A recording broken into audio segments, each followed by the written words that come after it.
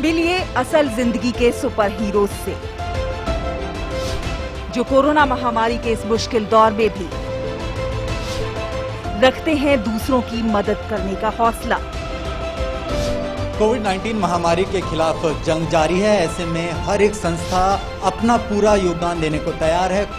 Corona से जंग जीतेंगे हम। देखिए हर शाम 6:30 बजे डीडी न्यूज पर।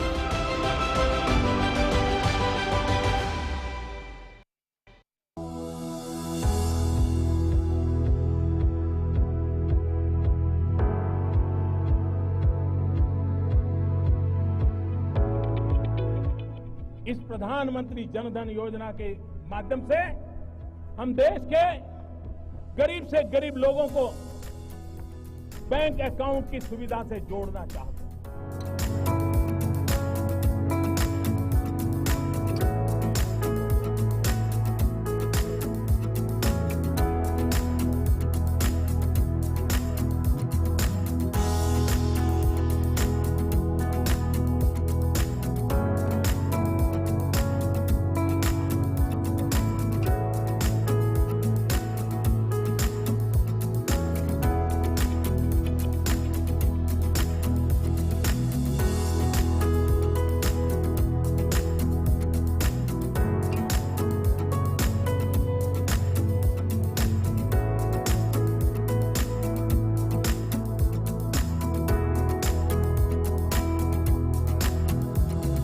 कौन सोच सकता था कि कभी गरीबों के जनधन खाते में लाखों करोड़ों रुपए सीधे ट्रांसफर हो जाएंगे।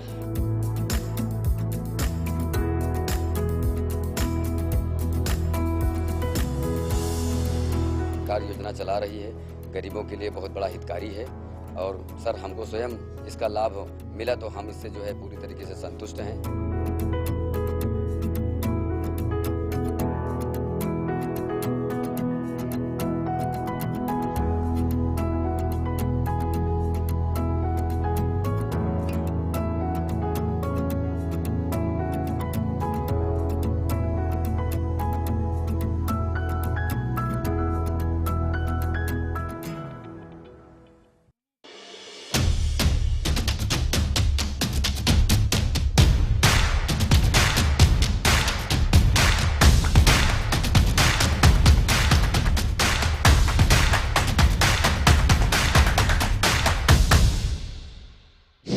साथियों, अब हमें ईज ऑफ डूइंग बिजनेस की रैंकिंग में टॉप 50 में आने के लिए मिलकर के प्रयास करना ही है।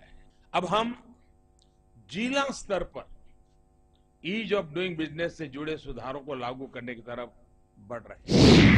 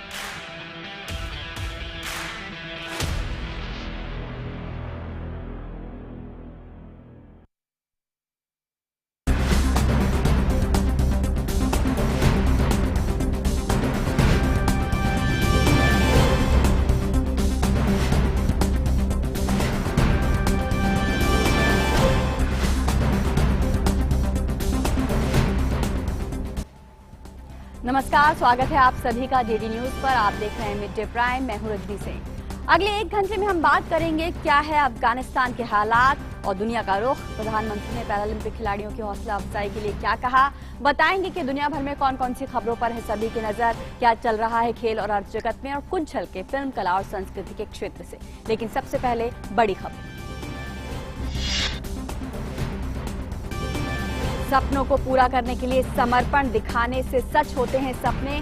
प्रधानमंत्री नरेंद्र मोदी ने पैरालंपिक खेलों में भाग लेने वाले भारतीय पैरा एथलीट दल से की बातचीत। कहा, नई शिक्षा नीति में दिया गया है खेलों को पढ़ाई के ही समतुल्य दर्जा।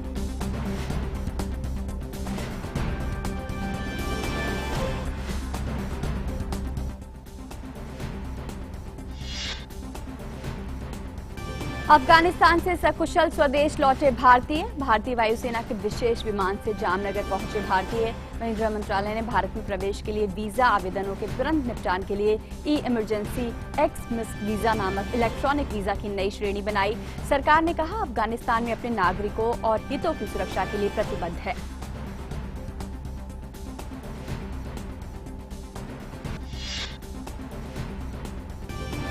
अफगानिस्तान के हालात पर भारत की अध्यक्षता में हुई सुरक्षा परिषद की अहम बैठक। अंतर्राष्ट्रीय समुदाय की चिंताओं पर किया गया विचार विमर्श। विदेश मंत्री ने संयुक्त राष्ट्र में अपने कार्यक्रमों के दौरान इन पर चर्चा करने की जताई उम्मीद।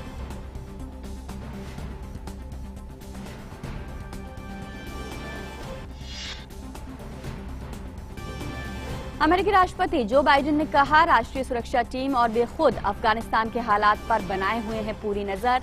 अफगानिस्तान में आतंकवाद के खिलाफ जरूरत पड़ने पर तत्काल कार्रवाई करने की कही बात। कोरोना के खिलाफ जारी टीकाकरण अभियान के तहत अब तक 55 करोड़ 47 लाख से ज्यादा कोविड टीकों की दी गई खुराक। पिछले 24 घंटों में दी गई 88 लाख खुराकें, एक दिन में अब तक का सबसे बड़ा टीकाकरण।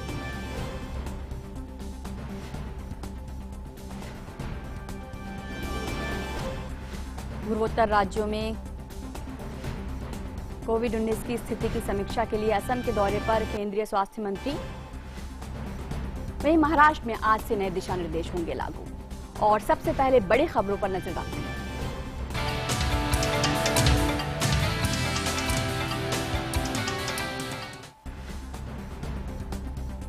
पैरालंपिक खिलाड़ियों को संबोधित करते हुए प्रधानमंत्री ने आज कहा कि जिस तरह से टोक्यो ओलंपिक में देश ने मजबूती से खिलाड़ियों का उत्साह बढ़ाया, उसी प्रकार देश पैरालंपिक खिलाड़ियों के साथ दृढ़ता के साथ खड़ा हुआ है। आपके अंदर तो जिंदगी को जीतने का कॉन्फिडेंस भी है और गेम जीतना तो आपके लिए बाएं हाथ का खेल होता है। मेडल तो मेहनत से अपने आप आने ही वाले हैं। आपने देखा ही है, ओलंपिक्स में हमारे कुछ खिलाड़ी जीते तो कुछ चूके भी, लेकिन देश सबके साथ मजबूती से खड़ा था, सबके लिए चीयर कर रहा था।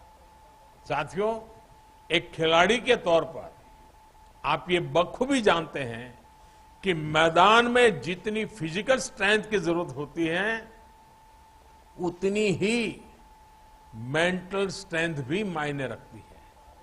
आप लोग तो विशेष रूप से ऐसी परिस्थितियों से निकल करके आगे बढ़े हैं जहां मेंटल स्ट्रेंथ से ही इतना कुछ मुमकिन हुआ है। इसलिए आज देश अपने खिलाड़ियों के लिए इन सभी बातों का ध्यान रख रहा है। प्रधानमंत्री ने यह भी कहा कि ग्रामीण इलाकों में भी प्रतिभाओं की कोई कमी नहीं है। इन प्रतिभाओं को पहचानने और बढ़ावा देने के लिए सरकार ने 250 से ज्यादा जिलों में 300 से ज्यादा खेलो इंडिया सेंटर बनाए। देश के 250 से ज्यादा जिलों में 360 खेलो इंडिया सेंटर्स बनाए गए हैं ताकि स्थानीय स्तर पर ही प्रतिभाओं की पहचान हो, उन्हें मौका मिले। आने वाले दिनों में इन सेंटर्स की संख्या बढ़ाकर 1000 तक की जाएगी। इसी तरह हमारे खिलाड़ियों के सामने एक और चुनौती संसाधनों की भी होती थी। आप खेलने जाते थे तो अच्छे ग्राउंड, अच्छे उपकरण नहीं होते थे। इसका भी असर खिलाड़ी के मनोबल पर पड़ता था। वो खुद को दूसरे देशों के खिलाड़ियों से कमतर समझने लग जाता था। लेकिन आज देश में स्पोर्ट्स से जुड़े इंफ्रास्ट्रक्चर का भी विस्तार किया जा रहा है। देश ने खुले मन से अपने हर एक खिलाड़ी की पूरी मदद कर रहा है। टारगेट ओलंपिक, पोडियम स्कीम, इसके जरिए भी देश ने खिलाड़ियों को जरूरी व्यवस्थाएं दी। पैरालंपिक कमेटी ऑफ इंडिया की अध्यक्ष दीपा मलिक ने कहा कि टोक्यो पैरालंपिक में जा रहा 54 खिलाड़ियों का ये दल इंडिया 75 का प्रतिबिंब है। Sports ministry, target Olympic podium scheme, sports authority of India का योगदान बेहद सराहनीय रहा है। मैं गर्व के साथ कहती हूँ कि टोक्यो 2020 पैरालंपिक्स में जाने वाला 54 खिलाड़ियों का दल हमारे नए इंडिया एट 75 भारत का एक प्रतिबिंब है। वो भारत जो अपने दिव्यांग को सशक्त, फिट और खेलने खिलने का पूरा अवसर दे रहा है। वहीं पैरा आर्चर ज्योति बलियान ने प्रधानमंत्री के साथ बातचीत के दौरान कहा कि टोक्यो पैरालंपिक से पदक जीतकर वापस आने पर वे अपनी मां के हाथ से बनी भिंडी की सब्जी और रोटी खाना पसंद करेंगी। अभी तो खा नहीं पाती होगी, लेकिन जब गोल्ड लेकर के आओगी, माँ के पास जाओगी, तो सबसे पहले क्या खाने के लिए मांगोगी?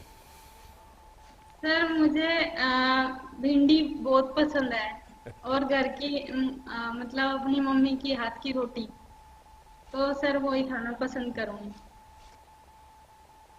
वहीं पैरा आर्चर राकेश कुमार ने प्रधानमंत्री के साथ बातचीत के दौरान बताया कि उनके जीवन में उनके कोच का बेहद अहम योगदान रहा।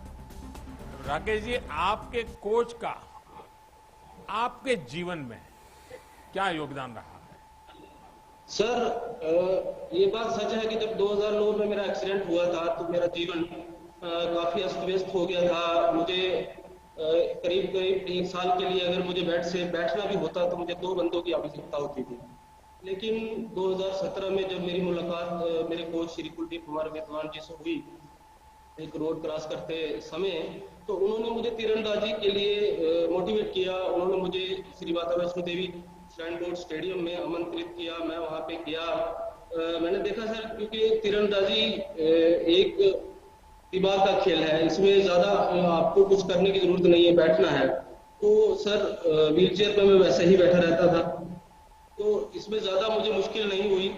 लेकिन सर मैं इसमें श्री माता वैष्णो देवी श्राइन बोर्ड का तहे दिल से शुक्रगुजार हूँ कि जिन्होंने वहाँ पे एक तीरंदाजी केंद्र स्थापित किया और ट्रेनिंग से लेके सारे उपकरण सर हमें फ्री में दिए जाते थे। काफी सारी जो भी जितनी भी सुविधाएं हैं वहाँ पे वो मुझे फ्री में मिली हैं। इसके लिए मेरे कोच साहब का बहुत बड़ा मार्गदर्शन से ही मैं यहाँ तक पहुँच पाया हूँ सर।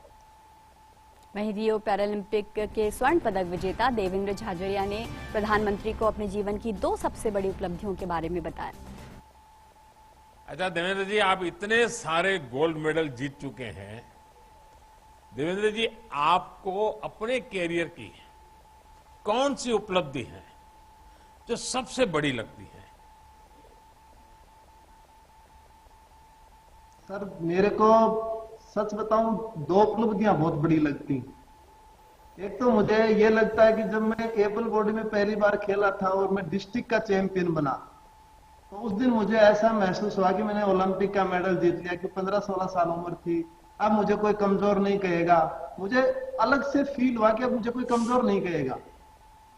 और कहीं न कहीं 12 साल का इंतजार था, तो वो 12 साल का वेट रियो पैरालंपिक्स का, वो भी वर्ल्ड रिकॉर्ड के साथ गोल्ड मेडल जीता। और जब राष्ट्रीय गान हुआ तो उस टाइम में मुझे इतनी खुशी हुई कि मैं उस खुशी का बयान भी नहीं कर सकता। रियो पैरालंपिक के स्वर्ण पदक विजेता मरियप्पन थंगवेलु इस बार टोक्यो पैरालंपिक में भारतीय दल के ध्वजवाहक होंगे। मरियप्पन थंगवेलु ने बताया कि देश के लिए खेलते वक्त उन्हें अपने प्रदर्शन को लेकर किसी भी तरह का भय नहीं लगता। जिंदगी में इसका भी कोई रोल रहता है कि कभी डर रहता है कि अरे यार कभी हार गया तो, क्योंकि आपने तो ऊंचाई बना ली है? नो सर, ऑलवेज मेरा थिंकिंग ओनली कंट्री में सर। एनी टाइम कंट्री, मेरा कंट्री एनी टाइम ऊपर में सर। मेरा थिंकिंग एनी टाइम है सर। वहीं पैरा बैडमिंटन खिलाड़ी पलक कोहली ने कहा कि देश के लिए खेलना उनके लिए गर्व की बात है। उन्होंने कहा कि खेल के जरिए उन्होंने साबित किया है कि वे किसी से कम नहीं हैं।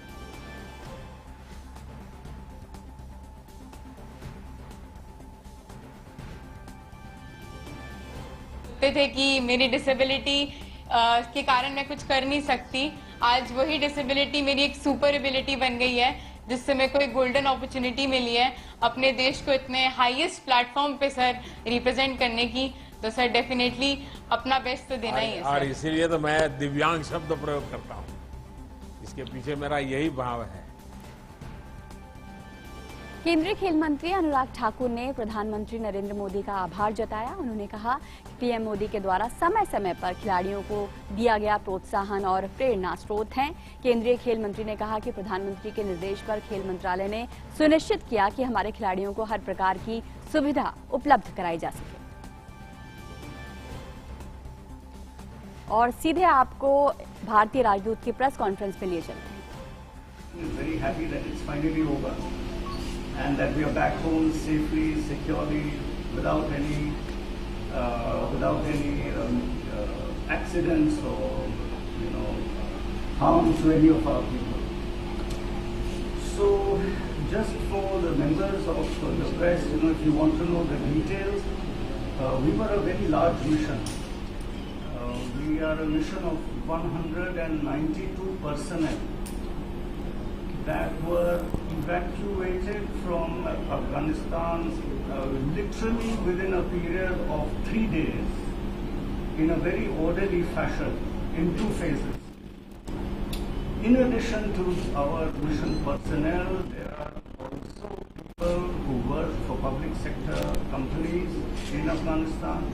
For example, we had people from the Air India who also had to be evacuated because the conditions in Kabul city has become very complicated. Then there are, of course, a lot of Indian citizens who found themselves in distress because of the fast changing situation. So our policy was that anyone who reached the embassy was taken into the embassy. But I don't know how they managed inside the embassy, but we were sure that they were safe, secure, and there was an avenue for an exit. That was the general approach we followed. And we did this in 2 phases. We did this, and this would not have been possible without the work of the whole embassy. Different wings did different jobs. Some of the jobs I can't even mention, but it all came together. And we are finally here, safe and secure in front of you.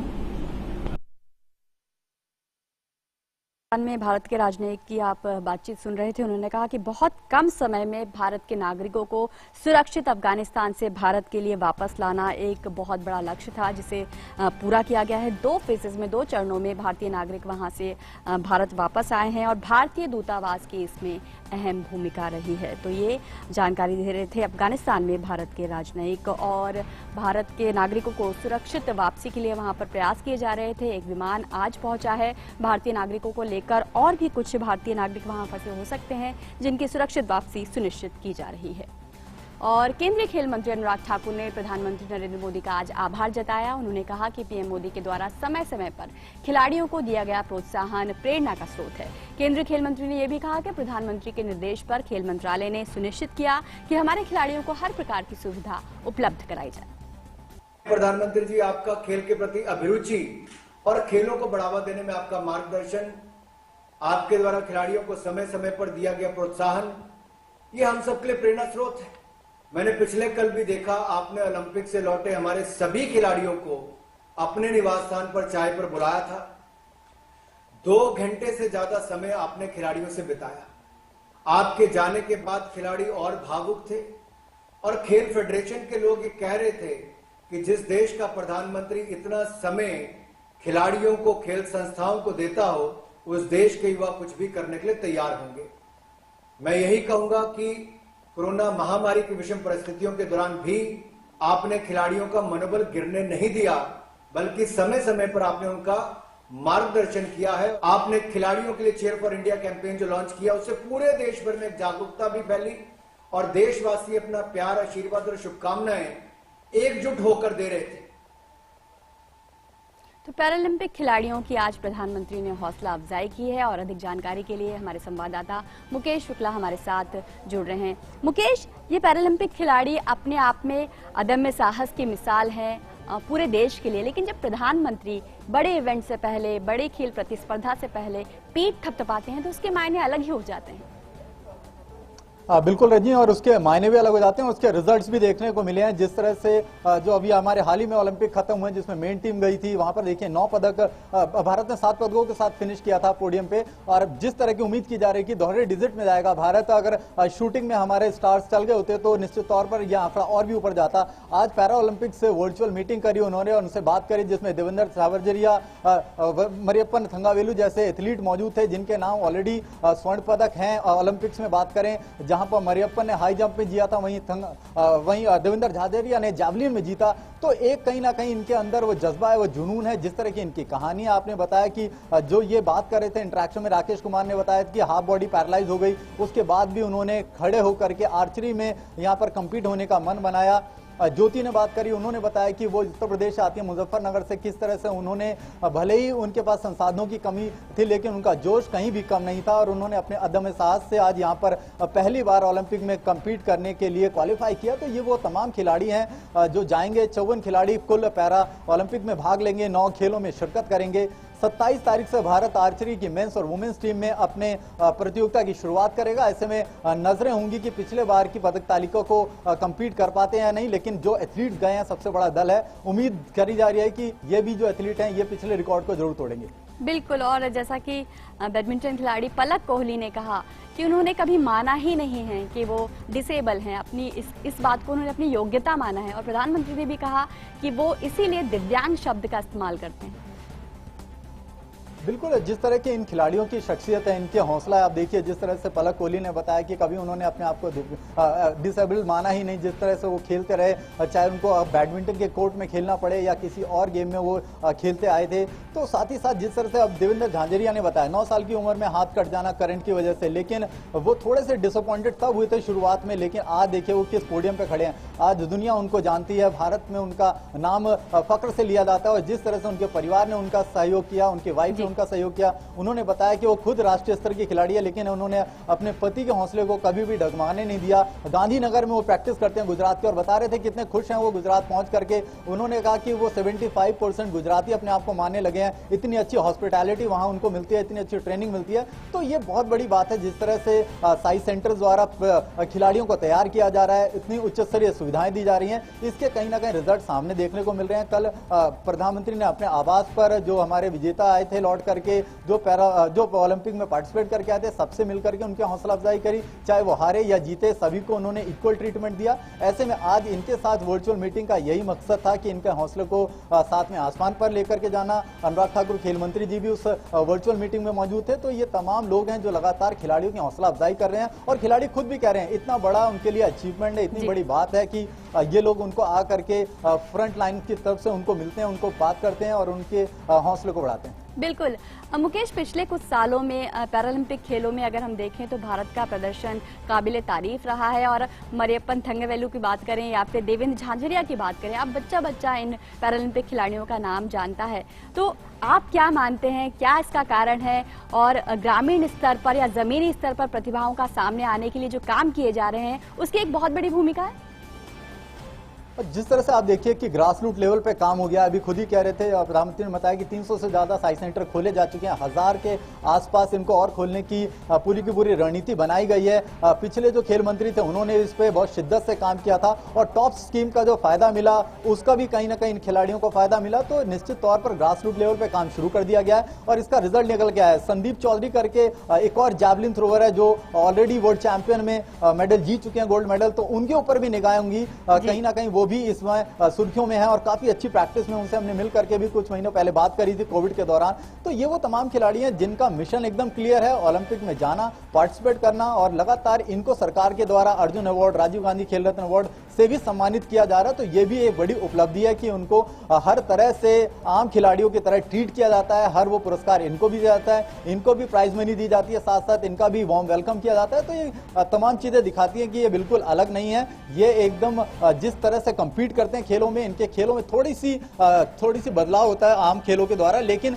काफी रोचक होते हैं, काफी हिम्मत और काफी मादा। जो दीपा मलिक है, इनकी जो कमेटी की चेयरमैन थी, जिन्होंने पूरा सिलेक्शन कमेटी को देखा, आप देखिए उनको राजीव गांधी खेल रत्न से सम्मानित किया गया। तो बड़ी उपलब्धि है जिस तरह से उन्होंने अपनी प्रतियोगिताओं में कम्पीट किया। जी बिल्कुल, निश्चित तौर पर तो ये खिलाड़ी खुद ही मानते हैं कि वो अलग नहीं है और बिल्कुल अलग नहीं है, बल्कि ज्यादा बेहतर ही है। बहुत बहुत शुक्रिया मुकेश आपका इस सारी जानकारी की। और अब बात करते हैं ताजा खबर की।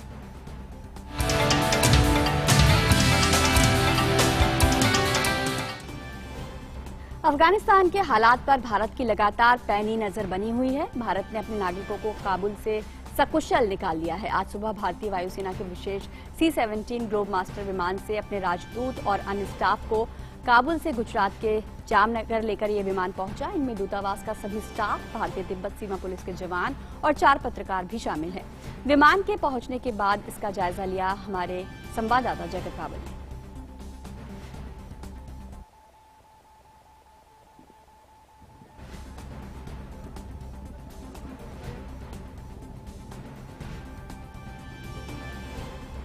C-70 प्रकार का जो एयर विमान है, जो कि काबुल से भारतीयों को लेके आया है। 150 से ज्यादा भारतीयों को अभी यहाँ पे जामनगर एयरबेस पे उसको लैंड किया गया है। सब लोग खुश है, अपने परिवार से मिलने की उसको उत्कंठा है। सब लोग कह रहे हैं कि भारत सरकार की वजह से ही ये पॉसिबल हुआ है। आप देख रहे हैं, यही सी एयरबेस जामनगर का एयरबेस है, जहाँ पे ये विमान में 150 से ज्यादा भारतीय लोग जो है वो यहाँ पे अभी आए हुए हैं और सबके चेहरे पे खुशियां दिखाई दे रही है। जगत रावल, दूरदर्शन समाचार, जामनगर। और आइए देखते हैं अफगानिस्तान में भारत के राजदूत ने क्या कहा। Well, it was very complex because, as you know, the Islamic Republic of Afghanistan no longer exists, and the situation is quite fluid now. It's a lot to us to be back home, so your welcome really has an impact on all of us.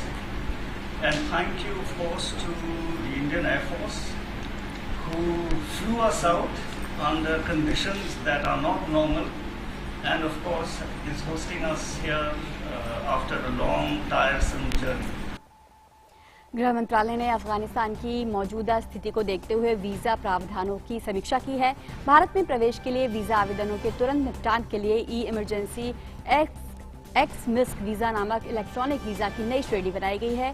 सूत्रों के अनुसार नए नियमों के मुताबिक visa के लिए आवेदन करने वाले उन हिंदू और सिखों को मुख्य रूप से फायदा होगा जिन्हें तालिबान से खतरा हो सकता है। सूत्रों का यह भी कहना है कि देश के सुरक्षा जरूरतों को ध्यान में रखते हुए नियम पर अमल किया जाएगा।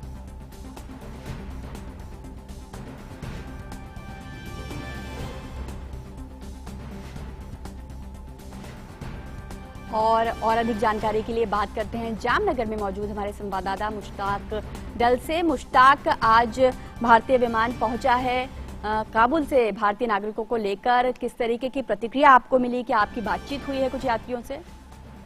बिल्कुल रजनी जी, जो बात की जाए तो जिस तरह का माहौल यहाँ पे देखना जा रहा है, खुशी का बहुत बड़ा माहौल है। अफगानिस्तान काबुल में अभी जिस तरह का माहौल है और जो लोग वहाँ पर है फंसे हुए हैं, जो अपना जान बचाने के लिए सोच रहे हैं, ऐसे समय में जो भारत सरकार और प्रधानमंत्री जी नरेंद्र मोदी जी ने जो सीधे मार्गदर्शन के चलते हुए जो भारतीय वायुसेना से संकलन करते हुए पूरे जो 140 से भी ज्यादा भारतीय नागरिक है और भारतीय जो दूतावास के एम्बेसडर है, उन सबको कुशल मंगल जामनगर स्टेशन पर लाए गए हैं और एक अलग ही खुशी का माहौल इन सबके स्मित मुंह पे देखने मिल रहा है। खास करके जब भी यहाँ पर उतरे तो पूरा प्रशासन ने उनका फूलहार से स्वागत भी किया है, तो एक पूरा अच्छा सा माहौल भी देखने मिला। सबके आंखों में आंसू भी आ चुके थे। खास करके अभी का जो माहौल जो काबुल में है, वहाँ से सब अपनी जान बचाने के लिए भी परेशान हो रहे हैं। ऐसे समय में भारत सरकार ने जो प्रशंसनीय कामगिरी की, उसके चलते यहाँ पे एयरपोर्ट जामनगर स्टेशन पे सभी को कुशल मंगल उतारा गया है। अभी इन सबको जो 140 से भी ज्यादा जो भारतीय नागरिक और दूतावास के जो एम्बेसडर है, उनको रिफ्रेशमेंट दिया जा रहा है और एक उन्होंने भी पूरा जो भारत सरकार का इस खुशी और इस अवसर के बदले में आभार भी व्यक्त किया है। और जैसे ही उन्होंने भारत की जमीन पे यहाँ पे एयरपोर्ट पे लैंडिंग किया तो भारत माता की जय और वंदे मातरम के पूरे जो नारे के साथ यहाँ पे भारत सरकार का आभार भी व्यक्त किया गया है। खास करके भारत के प्रधानमंत्री जी सीधे मार्गदर्शन से पूरा ये मिशन मोड एयरलिफ्ट है वो कंप्लीट कर दिया गया है। अभी इनको यहाँ पे सब जो 140 से ज्यादा लोग हैं उनको रिफ्रेशमेंट दी जा रही है और रिफ्रेशमेंट देने के बाद और जो यहाँ पे जो C-17 जो भारतीय वायुसेना का खास प्लेन है उसमें भी ईंधन भरा जा रहा है। ईंधन भरने के बाद कुछ ही क्षणों के बाद ये जो सब 140 लोग हैं उनको यहाँ से दिल्ली ले जाने के लिए रवाना कर दिया जाएगा। जी, और किस तरीके से इन्हें घर भेजा जाएगा? क्या कोई परीक्षण, क्या कोई मेडिकल टेस्ट इन यात्रियों का होगा?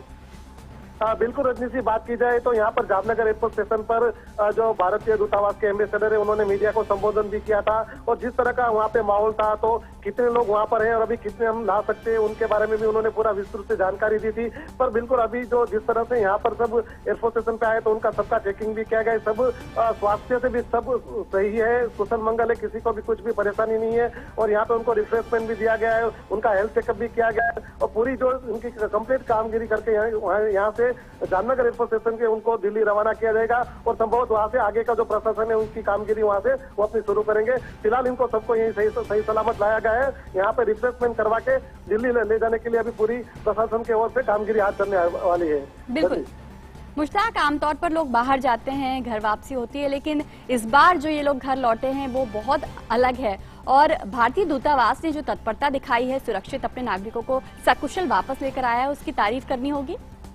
बिल्कुल बिल्कुल, बहुत तारीफ। और जिस तरह का जो यहाँ पे मंजर माहौल था वो एक बताने की खुशी का अवसर था, जैसे उनके सबके आंखों में आंसू आ चुके थे क्योंकि जो सबसे ज्यादा जीवन में सबको होती अपनी जिंदगी प्यारी होती है, वहाँ पे जो मौत का भी मंजर माहौल है और अफरा तफरी का माहौल है, गोलीबारी हो रही है। ऐसे समय में अपनी जान बचाना सबसे बड़ी बात होती है और जो भारत सरकार ने और करके अपने प्रधानमंत्री श्री नरेंद्र मोदी जी के सीधे मार्गदर्शन के चलते हुए भारतीय वायुसेना ने काफी काबिल-ए-दाद कामगिरी की है। सबसे बड़ी बात ये होती है कि अगर भारत में ये प्लेन आ रहा है तो जामनगर एयरपोर्ट स्टेशन पे क्यों लैंडिंग किया, पर बिल्कुल पर ये जो प्लेन इंडिया से जब गया था तो वहाँ पर काबुल में ऐसा अफरा तफरी का माहौल था कि उसको वहाँ पे रिफिलिंग करने का भी टाइम नहीं मिला और पूरा भारतीय वायुसेना के जो जवान और पायलट है उन्होंने अपनी जान पे खेल के इन सबको तुरंत ही युद्ध के अवसर पर इन सबको अपने प्लेन में ले लिया, प्लेन में लेकर यहाँ पर लाए और जैसे ये सही सलामत यहाँ पे उतरे तो इनको एक अच्छा सा माहौल फील हुआ और भारत सरकार और भारत की जो जमीन पे इन्होंने अपने पांव रखा तो सरकार का भी इन्होंने आभार व्यक्त किया। उनकी आंखों में से आंसू भी जा रहे थे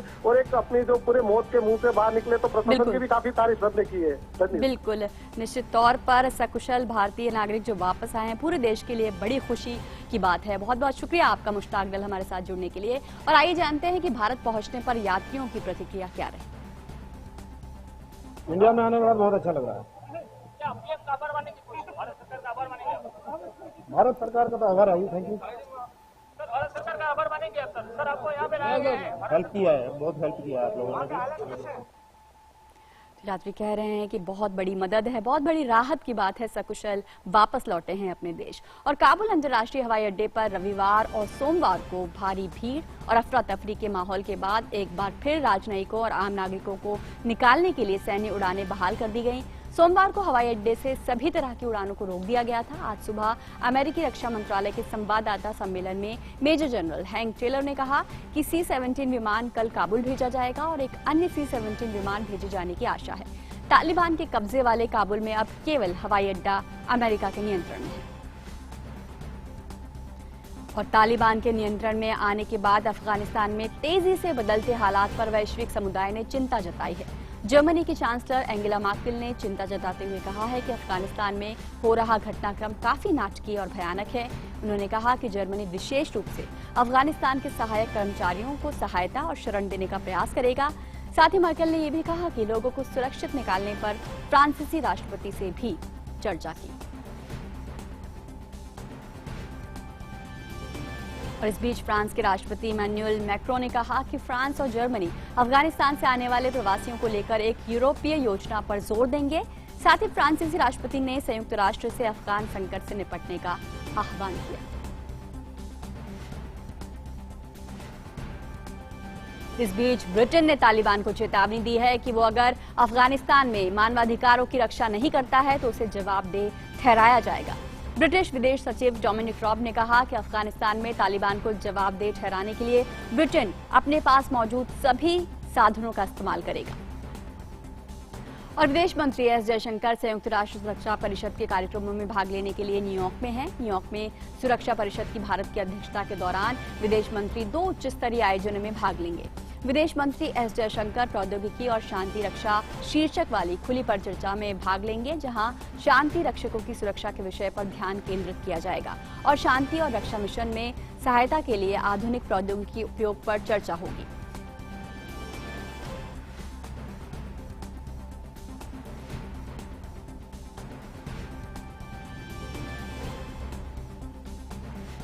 और अफगानिस्तान पर पूरी तरह से कब्जा जमाने के बाद तालिबान ने अब सरकारी अधिकारियों से खास अपील की है।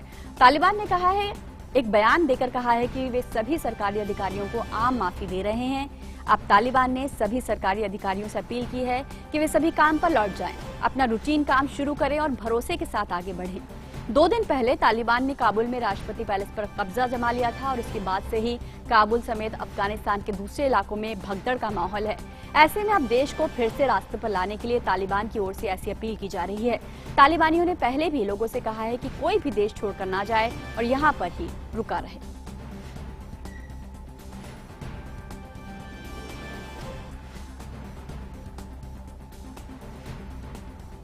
और अफगानिस्तान के हालातों पर और चर्चा के लिए हमारे साथ जुड़े हैं खास मेहमान हर्षवर्धन पंत, विदेशी मामलों के जानकार। आपका बहुत बहुत स्वागत है। हर्ष, अफगानिस्तान में जो कुछ भी हो रहा है दुनिया की उस पर नजर है। हमने आज अपने नागरिकों को सुरक्षित घर वापस बुला लिया है, लेकिन कुछ नागरिक अभी भी वहां पर हो सकते हैं। हमारे लिए अब सबसे बड़ी प्राथमिकता क्या है?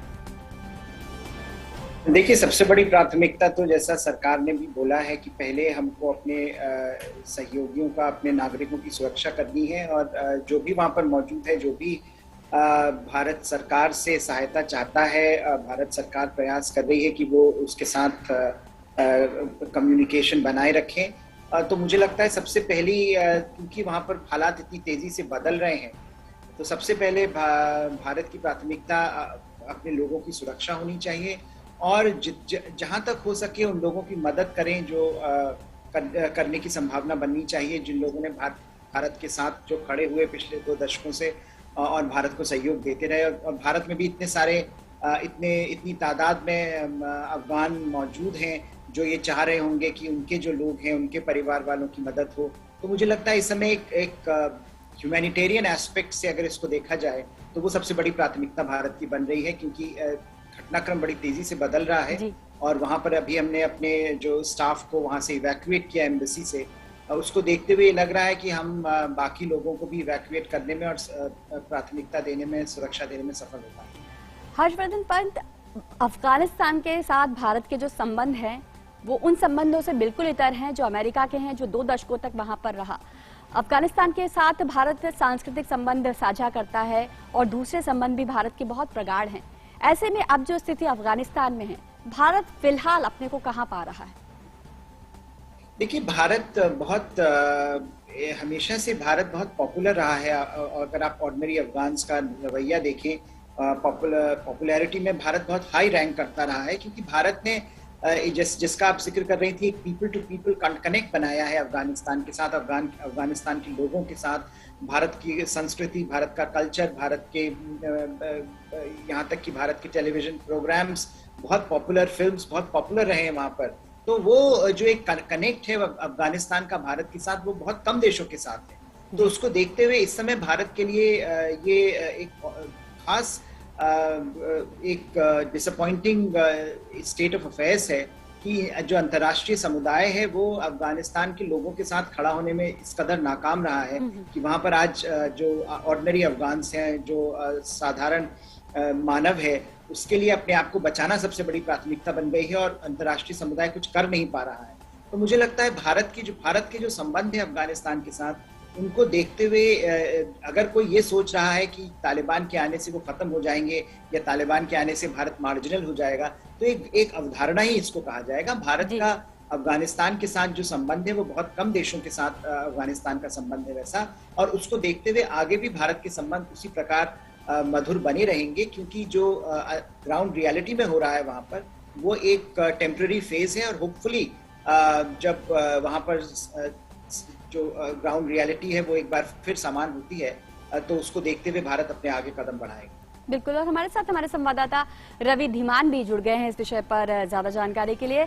रवि, जिस तरीके से हालात तेजी से बदल रहे हैं और अब तालिबान ने कहा है अपने सरकारी कर्मचारियों से कि वहीं पर रुके रहें, अपने काम पर वापस लौटें, उसे भी पता है अगर सत्ता में आना चाहता है तो उसे अपने पैतरे बदलने होंगे, अपना रुख बदलना होगा, अपनी छवि बदलनी होगी। जी बिल्कुल, देखिए तालिबान हालांकि कई सवाल तालिबान के जो भी अब तक का तालिबान का सफ़र रहा है उस पर उठे हैं। तालिबान का रवैया जो रहा है, जो पिछली बार तालिबान सत्ता पर काबिज था अफगानिस्तान में, उसको लेकर अफगानिस्तान के अंदर और अफगानिस्तान के बाहर दोनों जगह लोगों के जहन में डर है कि कहीं वो काले दिन दोबारा वापस ना आ जाएं। जब तालिबान पहली बार सत्ता पर काबिज हुआ था अफगानिस्तान में और मानव अधिकारों का खुल्लम खुल्ला उल्लंघन पूरे विश्व ने, पूरे जो विश्व के नेता हैं उन्होंने देखा था और उसको कहीं ना कहीं उसकी आलोचना भी की थी। इस बात को लेकर ज़रूर आशंका है तमाम नेताओं के दिल में, पूरे विश्व के नेताओं के दिल में, कि कहीं वो काले दिन अफगानिस्तान में वापस ना आ जाएं जहां पर खुल्लम खुल्ला मानवाधिकारों का उल्लंघन हो। खास तौर से जो महिलाएं हैं और बच्चे हैं उनके अधिकारों को लेकर चिंता तमाम जो विश्व के नेता हैं उन्होंने जाहिर कर दी है। कहीं ना कहीं तालिबान की ये कोशिश रहेगी कि अभी जब इवैक्यूएशन चल रहा है, एयरपोर्ट पर अमेरिकी फौज का कब्जा है, अमेरिका ने दो टूक भाषा में अफगानिस्तान में तालिबान को ये बता दिया है कि अगर उन पर कोई हमला हुआ, उनके नागरिकों पर हमला हुआ, उनके इंटरेस्ट पर हमला हुआ तो उसका एक करारा जवाब दिया जाएगा। कहीं ना कहीं ये देखना दिलचस्प होगा और तमाम विश्व के नेता भी ये देखना चाहेंगे कि एक बार जब सारा इवैक्यूएशन हो जाता है, जो तमाम देशों के राजनयिक हैं, एम्बेसडर हैं, वहाँ से निकल जाते हैं, उनके जो नागरिक हैं वहाँ से निकल जाते हैं और जब सत्ता पूरी तरह से तालिबान के कब्जे में अफगानिस्तान की सत्ता आ जाती है एयरपोर्ट के साथ, तब तालिबान का रवैया क्या होगा, तब जाके असली में पता चलेगा कि तालिबान का चेहरा वाकई बदला हुआ है या फिर मुख पर मुखौटा लगाया हुआ है। बिल्कुल, हर्षवर्धन पंत आपके पास आना चाहेंगे। दुनिया के लिए कितना आसान होगा तालिबान की वो सारी हरकतें या वो सारे कृत्य भुलाना जो उसने किए हैं, जो औरतों और बच्चों के साथ किया है, जो बामियान में किया है, जो स्कूल जाती छात्राओं के साथ किया है। सत्ता में आने के बाद क्या पूरी दुनिया के लिए ये सब भूलना मुमकिन होगा?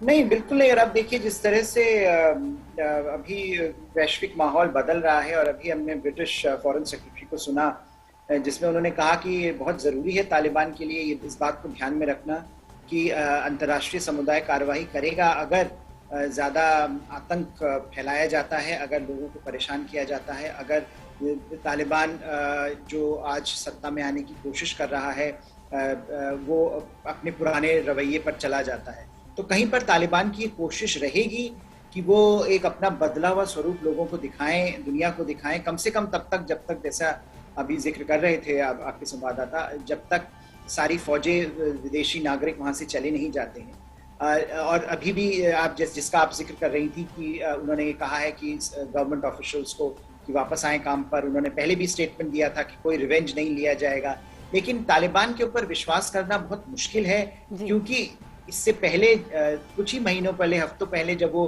दूसरी टेरिटरीज में कंट्रोल कर रहे थे, जैसे जैसे वो कंट्रोल कर रहे थे वहां पर वो वापस से अपने रिग्रेसिव पॉलिसीज के ऊपर जा रहे थे, महिलाओं के ऊपर अत्याचार कर रहे थे, माइनॉरिटीज के ऊपर अत्याचार कर रहे थे और एक ऐसी गवर्नेंस देने की कोशिश कर रहे थे जो एक एक्सट्रीम इंटरप्रिटेशन जो है इस्लाम का, उसको शरिया को हम लागू करें। तो उसको देखते हुए मुझे ऐसा लगता है कि अगर उनको बदलना है तो बहुत कॉन्क्रीट मेजर्स तालिबान को लेने पड़ेंगे दुनिया को कॉन्फिडेंस देने के लिए कि तालिबान वाकई बदल रहा है। अभी तो ये बहुत जल्दी के दिन है, अभी नए उनके पास सत्ता आई है, उनकी कोशिश यही रहेगी कि वो ऐसा दिखाएं जब तक एक इंटरिम गवर्नमेंट नहीं बन जाती कि वो पॉलिटिकल रिकंसिलिएशन में इंटरेस्टेड है।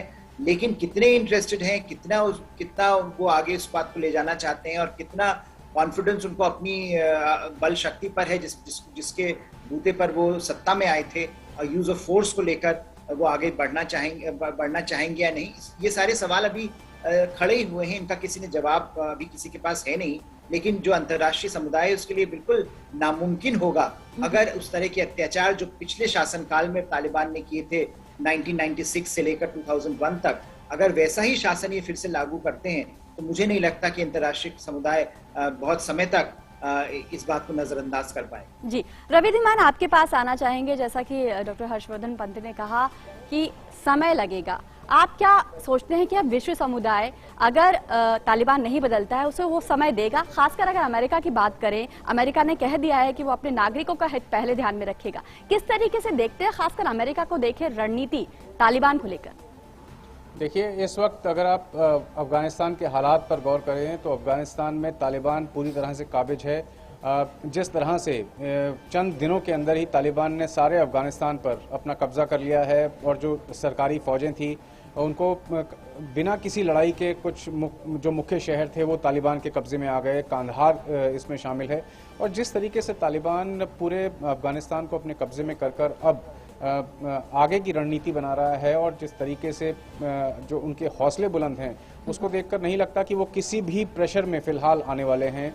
आने वाले दिनों में जिस तरह से अंतर्राष्ट्रीय समुदाय ने कहा है और ये आशंका व्यक्त की है कि दोबारा वो एक टेरर सेफ हेवन ना बन जाए, इसके लिए ज़रूरी उपाय और ज़रूरी कदम पूरे अंतर्राष्ट्रीय जगत को उठाने पड़ेंगे, इंटरनेशनल कम्युनिटी को, अंतर्राष्ट्रीय समुदाय को उठाने पड़ेंगे। आने वाले दिनों में तालिबान का रवैया कैसा रहता है, क्या वापस वहां पर अफगानिस्तान में उनके संरक्षण में जो आतंक है वो फलता फूलता है, इस बात के प्रमाण आने के बाद अंतर्राष्ट्रीय समुदाय को इस पर एक निर्णय लेना होगा। लेकिन फिलहाल हम ये कह सकते हैं कि तालिबान इस वक्त काफ़ी हौसले बुलंद हैं उनके और उसके साथ ही वो काबुल में सत्ता पर काबिज हुआ है।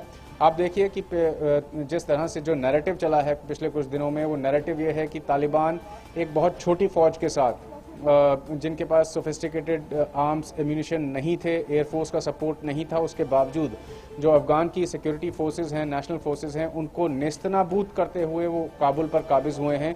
तो इस तरह के हालात में जो उनका हौसला है वो काफ़ी बुलंद होगा और फिलहाल वो किसी भी देश की, किसी भी जो नेता हैं उनकी कोई भी बात सुनकर उस पर अमल करेंगे ऐसा नहीं कहा जा सकता। और फिलहाल अभी थोड़े दिनों बाद जब इवैक्यूएशन प्रोसेस खत्म हो जाएगा, काबुल से तमाम जो राजनयिक हैं, वेस्टर्न नेशंस के लोग हैं, वो चले जाएंगे, भारत के भी नागरिक हैं वहाँ पर। जब ये सब इवैक्यूएशन का प्रोसेस खत्म हो जाएगा उसके बाद तालिबान कहीं ना कहीं असली तरह से सत्ता को अपने हाथ में लेगा और उस वक्त देखना पड़ेगा कि किस तरह से वो अफगानिस्तान के जो रोज़मर्रा के अफेयर्स हैं उनको चलाते हैं और किस तरह से जो उनकी जो आउटलुक रहता है, एक इंटरनल सिक्योरिटी का आउटलुक और एक जो बाहर के देशों के साथ उनके संबंध हैं उसको लेकर जो आउटलुक है वो कैसा रहता है। हालांकि अभी काफ़ी वायदे किए जा रहे हैं तालिबान की तरफ से, लेकिन आने वाले दिन ही ये बता पाएंगे कि तालिबान अपने वायदों पर खरा उतरता है या नहीं। बिल्कुल, निश्चित तौर पर वादे तो बहुत कर रहा है तालिबान, पर वक्त ही बताएगा कि कितना टिकता है अपने वादों पर। डॉक्टर हर्षवर्धन पंत, आपके पास आना चाहेंगे आखिर में। चीन ने, पाकिस्तान ने तालिबान पर लगभग पीठ पर उसकी हाथ रख दिया है। अगर एशिया की बात करें, भारत के पास क्या रह जाता है करने को? देखिए, भारत के पास अभी समय है। भारत के पास जो पॉलिसी अप्रोच होगा भारत का, वो मुझे लगता है वेट एंड वॉच होगा, क्योंकि अभी तो शुरुआत हुई है। अभी तो अफगानिस्तान में कोई भी चीज़ जल्दी कंक्लूजन पर नहीं पहुंचती है। तालिबान के पास इस समय मोमेंटम है, तालिबान के पास सत्ता है, तालिबान बहुत कुछ कर सकते हैं। अगर तालिबान पॉलिटिकल रिकन्सिलिएशन की तरफ बढ़ते हैं, अगर तालिबान एक गवर्नेंस रोड मैप अफगानिस्तान को दे पाते हैं, तो भारत सोच सकता है कि किस तरह से इंगेज किया जाए। लेकिन इस समय कोई जल्दीबाजी मुझे नहीं लगता कोई भी देश कर रहा है। चीन ने हाथ रख दिया है, पाकिस्तान ने भी हाथ रख दिया है, वो तो स्वाभाविक ही है। लेकिन दोनों ही देश ये भी कह रहे हैं कि अभी कोई जल्दबाजी में वो भी तालिबान की सरकार को रिकॉग्निशन देने को तैयार नहीं है। तो मुझे लगता है सारे ही देश इस समय, जहां तक रिकॉग्निशन का सवाल है, वो वेट एंड वॉच के मूड में है। हाँ, चीन और पाकिस्तान के संबंध तालिबान की सत्ता के साथ कुछ खास होंगे, ये बात से इनकार नहीं किया जा सकता। लेकिन भारत अपने और मित्र देशों के साथ एक साझा रणनीति तैयार करने में सक्षम है, जो ग्राउंड रियलिटीज को देखते हुए भारत के हितों को बचा पाएगी अफगानिस्तान में। इसमें कोई जल्दबाजी की कोई जरूरत नहीं है, क्योंकि अभी जो माहौल है, जो सिचुएशन है, ग्राउंड रियलिटीज हैं, वो हर दिन बदल रही हैं, जैसा हम देख रहे हैं। और तालिबान जिस तरह से आगे बढ़ते हैं, जिस तरह के डिसीजंस वो लेते हैं, उस पर निर्भर करेगा बहुत कुछ भारत क्या करता है। बिल्कुल, निश्चित तौर पर तो आने वाले कुछ दिन बेहद अहम है, न केवल अफगानिस्तान के लिए बल्कि पूरी दुनिया की राजनीति, सुरक्षा और रणनीति के लिए। बहुत बहुत शुक्रिया डॉक्टर हर्षवर्धन पंत आपका हमारे साथ जुड़ने के लिए, और रवि धीमान आपका भी हमारे साथ जुड़ने के लिए। और अब नजर डालते हैं अन्य राष्ट्रीय खबरों पर।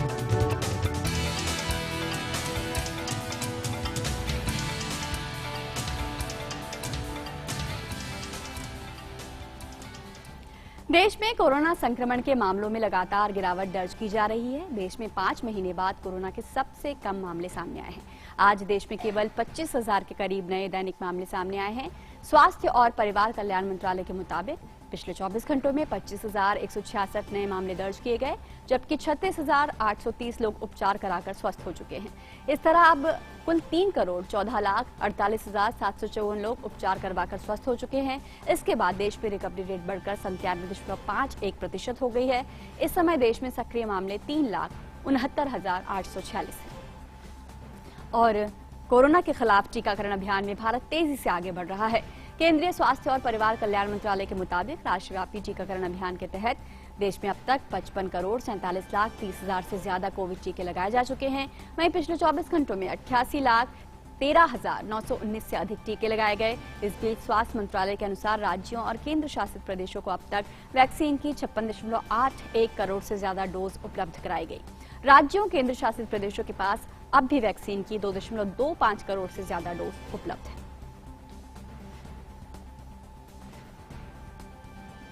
केंद्रीय स्वास्थ्य मंत्री मनसुख मंडाविया कोविड-19 की स्थिति की समीक्षा करने के लिए असम के दौरे पर पहुंचे हैं। असम के स्वास्थ्य मंत्री ने उनका स्वागत किया। स्वास्थ्य मंत्री असम के गुवाहाटी में आज पूर्वोत्तर राज्यों के स्वास्थ्य मंत्रियों के साथ कोविड-19 की स्थिति की समीक्षा करेंगे। मेघालय और मिजोरम 2 ऐसे राज्य हैं जहां से कोविड-19 के मामले अधिक आ रहे हैं। साथ ही वे असम के चांगसरी में बन रहे अखिल भारतीय आयुर्विज्ञान संस्थान एम्स के निर्माण कार्य की समीक्षा करेंगे।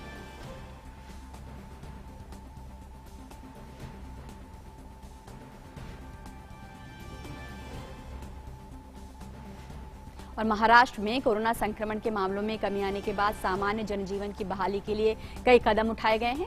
राज्य सरकार के नए आदेशानुसार सूबे में अब मॉल रोजाना रात 10 बजे तक खुले रहेंगे। आदेश के अनुसार जिन लोगों को टीकाकरण पूरा करवाए हुए 14 दिन हो गए हैं, उन्हें मॉल के भीतर जाने की अनुमति होगी।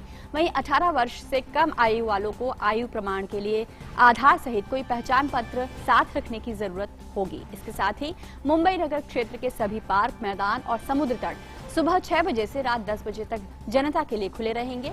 सार्वजनिक स्थानों पर सामाजिक दूरी बनाए रखना और भीड़ भाड़ से बचना भी जरूरी होगा। मास्क पहनना अनिवार्य होगा। उल्लंघन करने वालों पर कानूनी कार्रवाई होगी। महाराष्ट्र सरकार ने आज से स्कूलों को खोलने के अपने निर्णय को टाल दिया है।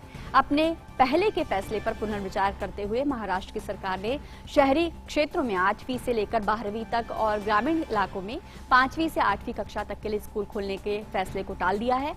ये फैसला कोविड-19 टास्क फोर्स के विरोध के बाद लिया गया। अधिकारी अभी स्कूलों को खोलने के पक्ष में नहीं दिख रहे, क्योंकि 18 साल से कम उम्र की आबादी को अब तक टीका नहीं लगा है। और महाराष्ट्र में डेल्टा प्लस के फिलहाल कुल 76 मरीज हैं। राज्य के स्वास्थ्य मंत्री राजेश टोपे ने कहा है कि डेल्टा प्लस को लेकर राज्य के हर जिले से हफ्ते में 100 सैंपल लिए जाते हैं। नेशनल इंस्टीट्यूट ऑफ वायरोलॉजी में इसकी जांच होती है। राजेश टोपे ने कहा कि सरकार के नए वेरिएंट पर गहरी नजर है और इसलिए ज्यादा फिक्र की जरूरत नहीं है। सभी हाई लो रिस्क मरीजों को आइसोलेट किया जा रहा है।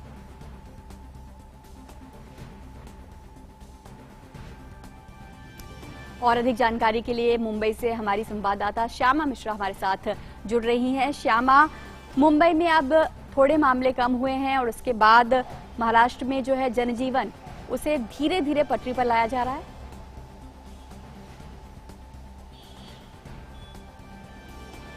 जी बिल्कुल रजनी, जिस तरीके से हम देख रहे हैं कि महाराष्ट्र सरकार टप्पे से सारे रिस्ट्रिक्शंस को ढील दे रही है और लगभग सारी फैसिलिटीज को अब यहां पर सुचारू रूप से शुरू करने का एक आदेश दे दिया गया है। नॉर्मल जिंदगी वापस पटरी पर आती हुई यहां पर नजर आ रही है। जिस तरीके से आपने बताया है पहले ही कि मॉल्स पूरे राज्य में सारे ही मॉल्स को अब खोलने की अनुमति दे दी गई है रात 10 बजे तक। लेकिन जो लोग पूरी तरीके से उनका टीकाकरण हो चुका होगा और साथ ही 14 दिन बीत चुके होंगे, उन्हीं को यहाँ पर अनुमति होगी। इसमें जो विजिटर्स हैं या जो वर्कर्स हैं उन्हें यहाँ पर अलाउ किया जाएगा, जो अपनी सर्टिफिकेट शो करेंगे। इसके अलावा 18 से नीचे जो बच्चे रहेंगे या 18 के नीचे जितनी भी आयु के लोग होंगे वो एक पहचान पत्र लेके चलेंगे, क्योंकि उनका टीकाकरण नहीं हुआ है लेकिन उन्हें अनुमति दे दी गई है। इसके अलावा पार्क्स की आपने बात की, सीफेसेस की बात की, जो सभी के लिए खोल दिया गया। कुछ ही दिन पहले की हमने बात जो मुख्यमंत्री उद्धव ठाकरे ने अपने संबोधन में बताया था कि लोकल ट्रेन्स को भी सुचारू रूप से शुरू करने का एक निर्देश दिया गया था। पूरी तरीके से जिनका वैक्सीनेशन हो चुका है उनके लिए तो ट्रेन्स भी शुरू हो चुकी हैं। हमने लोकल सर्विसेज की जो संख्या है वहाँ भी बढ़ोतरी होती हुई नजर आई हमें, और वो भी सर्विसेज को बढ़ाए गए सेंट्रल रेलवे की ओर पर। इसके अलावा अगर हम बात करें तो महाराष्ट्र में हर जगहों पर ये बताया गया है लोगों को कि आपको अब जो कोविड अप्रोप्रिएट बिहेवियर है उसका और ज्यादा सख्ती से पालन करना होगा, क्योंकि अब हम धीरे धीरे महाराष्ट्र को धीरे धीरे सारे जो फैसिलिटीज है उसे ओपन कर रहे हैं। लेकिन यहाँ पर एक बहुत दुखद बात है कि अब भी ये एक तरीके से लोगों में कॉम्प्लिसेंट बिहेवियर आता हुआ नजर आ रहा है कि जो जहां पर भी पता चलता है कि केसेस कम हो रहे हैं वहां मास्क नीचे आता हुआ या मास्क एक तरफ से डैंगल होता हुआ नजर जरूर आ रहा है। बात कर ले वैक्सीनेशन की, क्योंकि वैक्सीनेशन हम जानते हैं कि एक वेपन है हमें कोविड के खिलाफ बचाने के लिए और तीसरे वेव से, तीसरे लॉकडाउन से बचाने के लिए। जी श्यामा, निश्चित तौर पर ढील दी जा रही है, लेकिन अब भी लोगों को सावधानी बरतने की बहुत जरूरत है, क्योंकि डेल्टा प्लस वेरिएंट के अब भी 76 मामले वहां पर मौजूद हैं। बहुत बहुत शुक्रिया श्यामा आपका इस तमाम जानकारी के लिए। और यहाँ रुक रहे हैं एक छोटे से ब्रेक के लिए।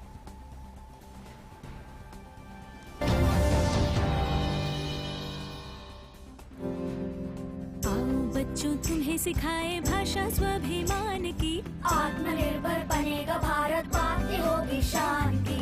आत्मनिर्भर हम, आत्मनिर्भर हम। बच्चों, मैं भी आत्मनिर्भर बनूंगी, पर कैसे? लोहा तांबा खनिज मिले सब इस धरती के आंगन में, इतना आशीर्वाद छुपा है इस धरती के कण कण में। हर एक जरूरत अपनी खुद ही जब पूरी कर पाएंगे, आत्मनिर्भर भारत की हम तब बुनियाद बनाएंगे। आत्मनिर्भर हम। संकल्प है हमारा कि धरती के ये आशीर्वाद हम देश की सेवा में ला सके, देश की जरूरतों के लिए, एक आत्मनिर्भर भारत के लिए। वेदांता।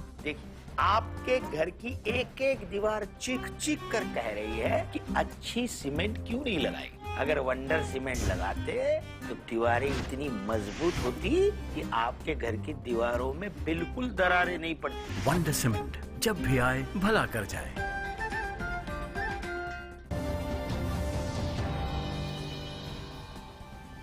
ब्रेक के बाद आपका स्वागत है और अब देखते हैं खेल जगत की खबरें सुचित्रा के साथ।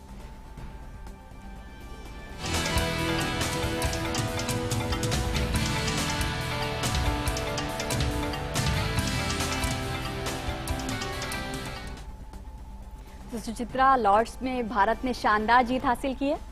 जी बिल्कुल, क्रिकेट से कल एक बहुत अच्छी खबर आई भारतीय खेल प्रेमियों के लिए। भारत ने लॉर्ड्स में खेले गए दूसरे टेस्ट में इंग्लैंड को 151 रन से हराकर 5 मैच की टेस्ट सीरीज में 1-0 की बढ़त बना ली। दूसरे टेस्ट में भारत ने इंग्लैंड के सामने 272 रन का लक्ष्य रखा था, जिसके जवाब में मेजबान टीम 120 रन पर ही सिमट गई। भारत की लॉर्ड्स में ये 19 मैच में तीसरी जीत है। इससे पहले 1986-2014 में इस ऐतिहासिक मैदान पर भारत ने जीत दर्ज की थी। भारत की तरफ से दूसरी पारी में मोहम्मद सिराज ने 32 रन देकर सर्वाधिक 4 विकेट चटकाए। इसके अलावा जसप्रीत बुमराह ने 3, ईशांत ने 2, जबकि मोहम्मद शामी ने 1 विकेट लिया।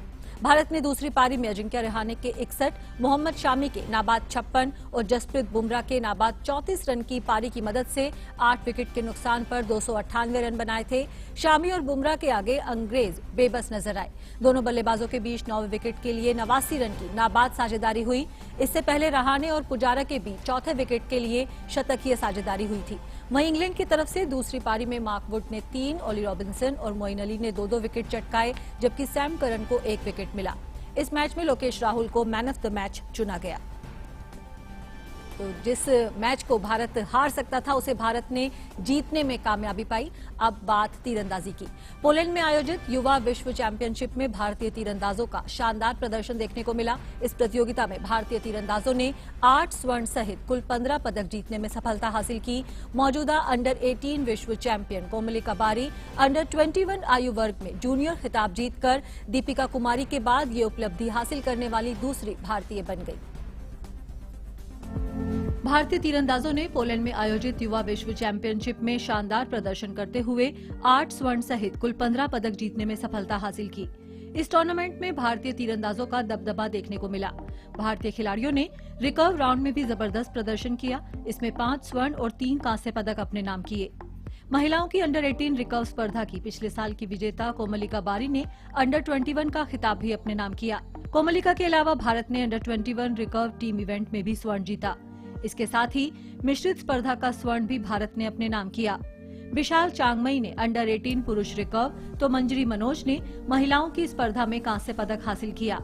भारतीय टीम अंडर 18 मिश्रित और टीम स्पर्धा दोनों में चैंपियन रही। प्रधानमंत्री नरेंद्र मोदी ने भी इस शानदार प्रदर्शन के लिए भारतीय दल को बधाई देते हुए ट्वीट किया था। वोकरलॉ में विश्व तीरंदाजी युवा चैंपियनशिप में भारतीय दल ने 8 स्वर्ण सहित 15 पदक जीतकर हमें गौरवान्वित किया है। हमारी टीम को बधाई और उनके भविष्य के प्रयासों के लिए शुभकामनाएं। यह सफलता तमाम युवाओं को तीरंदाजी को आगे बढ़ाने और इसमें उत्कृष्टता प्राप्त करने के लिए प्रेरित करे। मौजूदा अंडर 18 विश्व चैंपियन कोमलिका बारी अंडर 21 आयु वर्ग में तीरंदाजी युवा विश्व चैंपियनशिप में जूनियर खिताब जीतकर दीपिका कुमारी के बाद ये उपलब्धि हासिल करने वाली दूसरी भारतीय बन गई। कोमलिका ने चैंपियनशिप में जूनियर मिश्रित टीम में पार्थ सालुंखे के साथ 2 स्वर्ण पदक जीते। 19 वर्षीय कोमलिका ने 2 साल पहले मैड्रिड में यूथ वर्ल्ड्स में अपना पहला व्यक्तिगत खिताब जीता था। Sports desk, DD news. तो इस वक्त की खेल की कुछ प्रमुख खबरें। वापस चलते हैं रजनी के पास।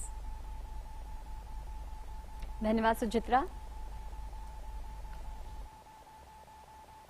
और आज मिड डे प्राइम में बस इतना ही। हमारी पूरी टीम को दीजिए अनुमति। नमस्कार।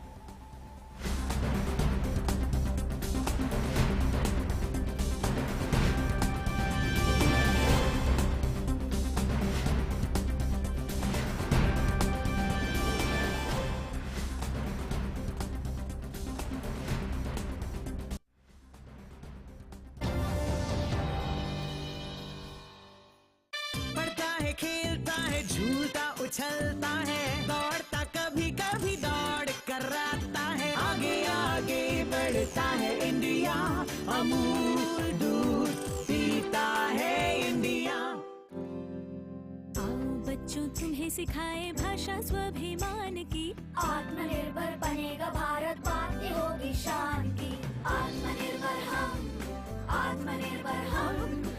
बच्चों, मैं भी आत्मनिर्भर बनूंगी, पर कैसे? लोहा तांबा खनिज मिले सब इस धरती के आंगन में, इतना आशीर्वाद छुपा है इस धरती के कण कण में। हर एक जरूरत अपनी खुद ही जब पूरी कर पाएंगे, आत्मनिर्भर भारत की हम तब बुनियाद बनाएंगे। आत्मनिर्भर हम। संकल्प है हमारा कि धरती के ये आशीर्वाद हम देश की सेवा में ला सकें, देश की जरूरतों के लिए, एक आत्मनिर्भर भारत के लिए। Vedanta.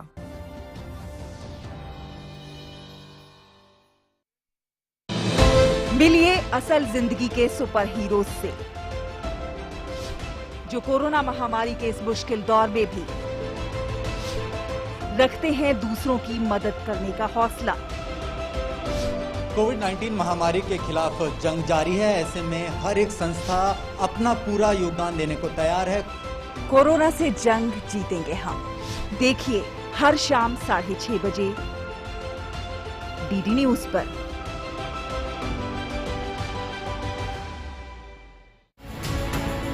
Can COVID-19 cause higher mortality or higher morbidity with people who are suffering from cancer? Amongst people with cancer, cancer patients have been known to be susceptible to many other infections, including COVID is of course another virus. Not to fear the disease cancer, it can occur to anybody, it can happen with anybody. Please do not neglect it, including in COVID times. With good treatment